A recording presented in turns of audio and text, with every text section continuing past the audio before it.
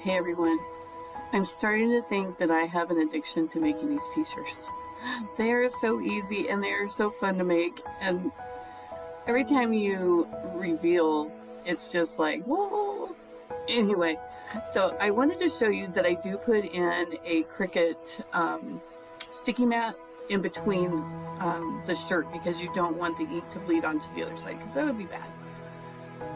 So my daughter wanted this one on the back of her shirt. It's the Rooted in Christ. It's so pretty. So you just put your transfer on, make sure it's good and sticky on there, and then you just start applying the ink. I like something like bold statement like this. Personally, I just like having it in black. If I had a lighter shirt, I might do different colors, but this one, I just wanted to do it all in black on this real pretty blue color. So you just apply it on all of the design so you don't see any of the design left. And then once you have that all applied, you're just going to wipe off the extra. And then you just put that back in your little jar because every little penny counts, right?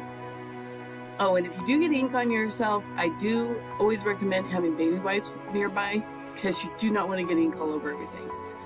So this one stuck real good, and luckily my husband walked in right at the time I was struggling. So you can see I was having a little bit of problem getting the shirt because I didn't want the ink to smudge, so I wanted to keep it flat. So luckily he came in and held it down. And isn't that the coolest design? Another creator came up with this design, and I thank her because it is great.